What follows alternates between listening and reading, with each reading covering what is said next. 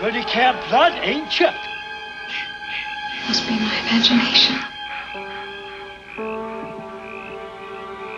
It's got a death curse. Kill her, Mommy.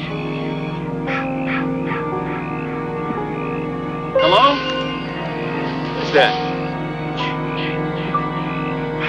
Kill her, Mommy. Kill her. You'll never come back again.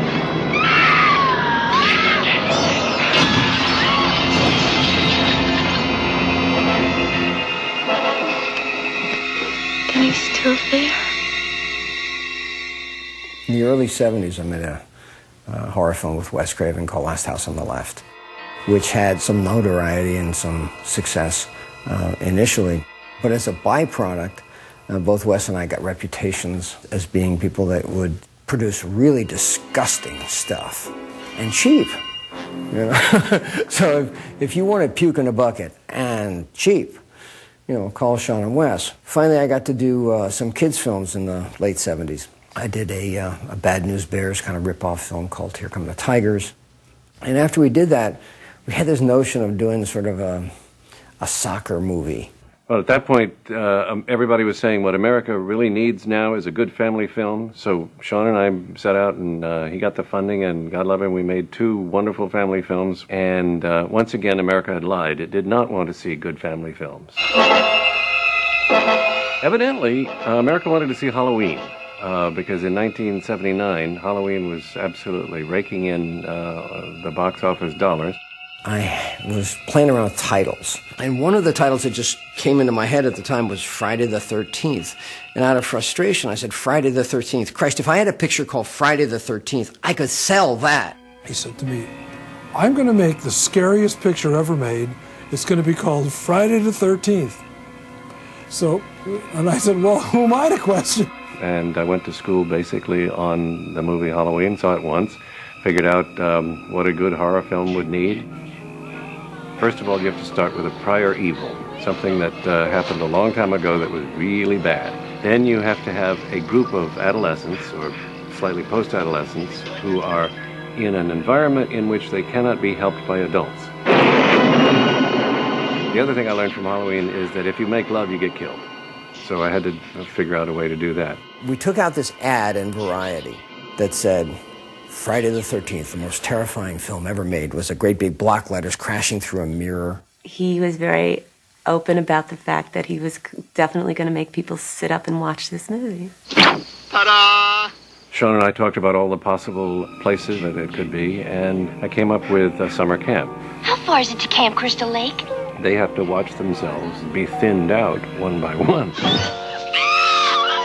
I had some theater owners from Boston who had invested initially in Last House on the Left, and they came in for a meaningful chunk. With all of that stuff in hand, suddenly I was able to raise the money to make a picture called Friday the 13th.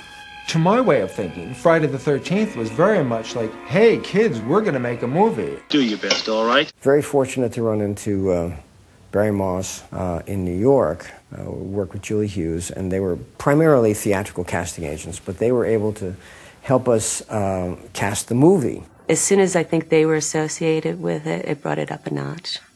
Every actor and actress that was under 21 was trying to get an audition. The cast of Friday the 13th, to me, seemed to be just a bunch of kids that were looking for their first break.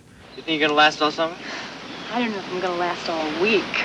I was trying to make the break from commercials into television, into film. So you would do anything and everything you could to get some kind of role on a film, and I actually danced for about 4 weeks on Saturday Night Fever. For me to actually get this without a theatrical agent was pretty amazing. I mean, those things just don't happen. You know, I was a Burger King girl the year before. One of the things that Barry Moss brought was Harry Crosby, who, as it turns out, was Bing Crosby's son. Kevin Bacon was in our movie. It's gonna storm. You can tear down that valley like a son of a gun. I know for Kevin Bacon, it was like his 4th. He'd already done Animal House. He was a kid from New York trying to figure out how to make it happen. You're going to Camp Blood, ain't you? When we were doing the setup for the movie, we hired this guy named Walt Gorney. The function of Crazy Ralph is to set the tone for this horrible geographic area. You're doomed if you stay here. We cast nobody that wasn't willing to go out and get dirty and have special effects applied to them and just accept it on faith we're going to go out and do all this stuff, but I swear to God, it's going to be okay. But when you've had a dream as long as I have, you'll do anything. Everybody was young and overacting. Terribly overacting, everybody. Hey, wasn't that the road up for Camp Crystal Lake back there? We shot this picture in a tiny little town in New Jersey called Blairstown. We shot completely below the radar out at a Boy Scout camp. Camp Nobi Bosco, that's what it was, which stands for North Bergen Boy Scouts. Camp Mud. They're opening that place again? We had to wait for the Boy Scouts to all go home and go back to school before we were able to come in, make a contribution to the Boy Scouts, and camp out there basically for 3 weeks or 4 weeks while we shot the movie. Steve, cabin B's all ready.